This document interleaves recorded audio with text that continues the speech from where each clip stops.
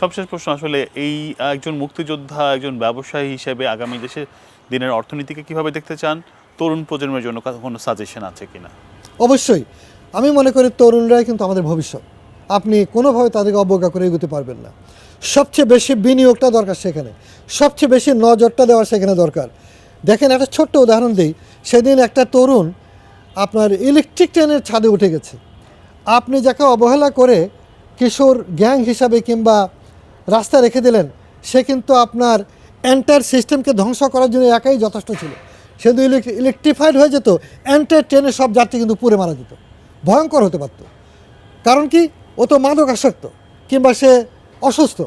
অতএব কাউকে অবহেলা করে কিন্তু আপনি আগাতে পারবেন না। এই তরুণের জন্য সবচেয়ে বেশি, শিশুদের জন্য সবচেয়ে বেশি বিনিয়োগ করতে হবে বাংলাদেশকে, আমি মনে করি। এবং বিগত 24 সালে তরুণরাই কিন্তু আপনাকে প্রাণ দিয়ে নতুন করে দুনিয়া জোড়া বাংলাদেশের পরিচয় করে দিল।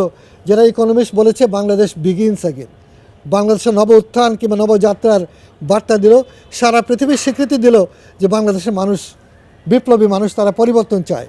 তাই আমি মনে করি এই পরিবর্তনকে এগিয়ে নিয়ে যাওয়ার জন্য রাজনীতিকে বহুদূর যেতে হবে। আগামী দিনে যদি রাজনীতি এটা বুঝতে না পারে, তাহলে যে পলাতক যে হয়েছে না, আরও পলাতকের ঘটনা ঘটবে। বাংলাদেশের মানুষ কিন্তু সরকার পতন কীভাবে করতে হয় শিখে গেছে। জি, আমরা মনে করি রাজনীতিবিদরা বিষয়টা বুঝবে এবং আগামী দিনের বাংলাদেশটা একটা সুন্দর বাংলাদেশ হবে।